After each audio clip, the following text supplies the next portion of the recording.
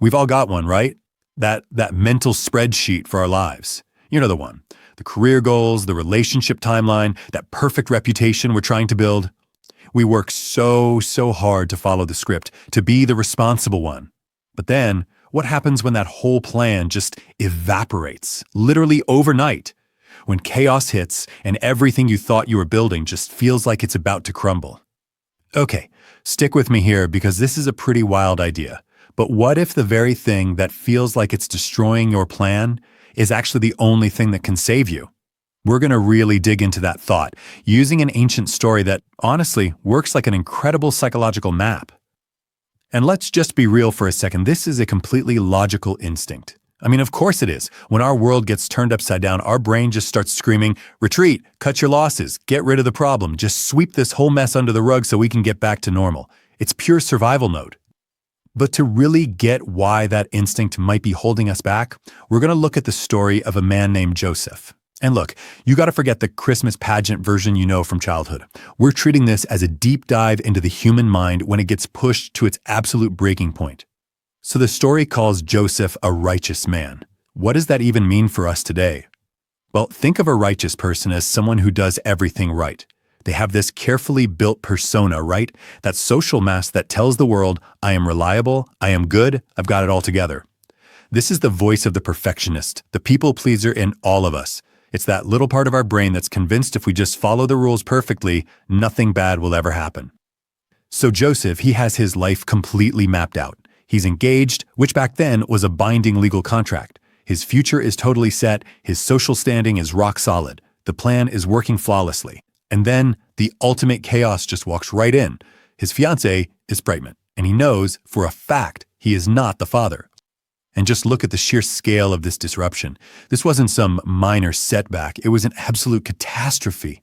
On one side, you have the order, the control, the life plan. And on the other, a scandal of like nuclear proportions that's threatened to blow up his reputation, his future, his entire identity. And there it is. That's the ego's response, right in action. When you're faced with a mess that threatens everything you've built, the rational mind kicks into damage control. Divorcing her quietly is the logical move. It's the safe move. It minimizes the public shame, it protects his reputation, and it gets rid of the problem. It is absolutely the path of least resistance. But here's the thing.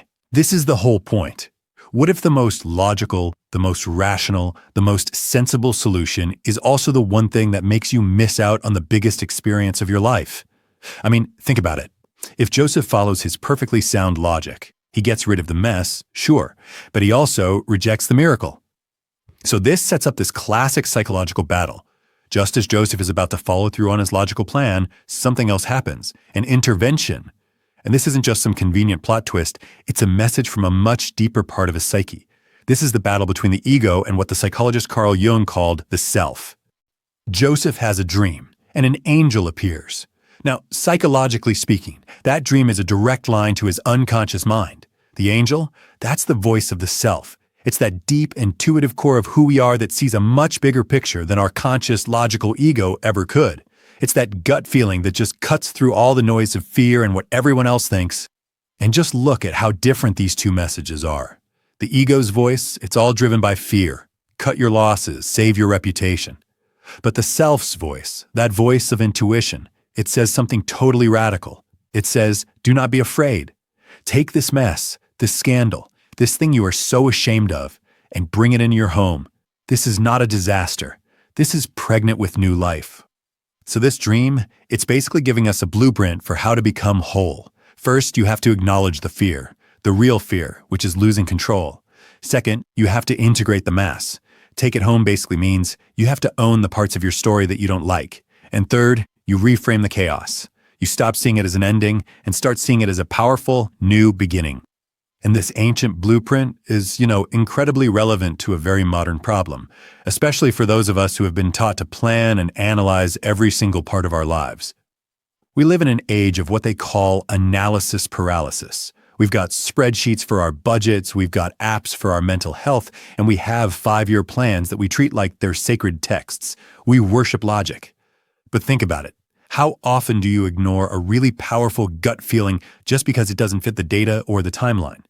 How often do we stay in a job or a relationship that feels wrong just because on paper it makes perfect sense? That was the choice Joseph had to make. Every single external fact, all the social proof, the entire legal system, it all told him to just walk away. But this inner, intuitive voice asked him to do something completely irrational, to ditch the safe plan for this sacred but totally uncertain path, and he actually chose to listen. This whole process, this is what Jung called the transcendent function. It's about having the courage to just hold the tension between two opposites, your logical plan versus your gut feeling. Instead of picking one and shoving the other one down, you hold them both. And in that tension, something new, a third path emerges, one that leads to a much more authentic life. Joseph didn't run and he didn't deny, he integrated. So if you're sitting there looking at the wreckage of your own 5-year plan, just consider this for a second. Maybe your life hasn't gone according to plan for a really good reason. Maybe that plan was just too small. Maybe it was written by the part of you that just wants to be safe and approved of, not the part of you that actually craves meaning and growth. This confusing, messy, totally unplanned reality you're in right now, that is not a failure. It's a story that's being written by a much deeper part of you, by the self. It's an invitation to a bigger, more authentic life, one that your ego could never, ever have mapped out on a spreadsheet. So I'm just going to leave you with this question. Just take a look at your life right now. Where's the mess? Where's the chaos that you're so desperately trying to control or divorce quietly? What if, right there, in the middle of all of that, is the new life that's just waiting to be born?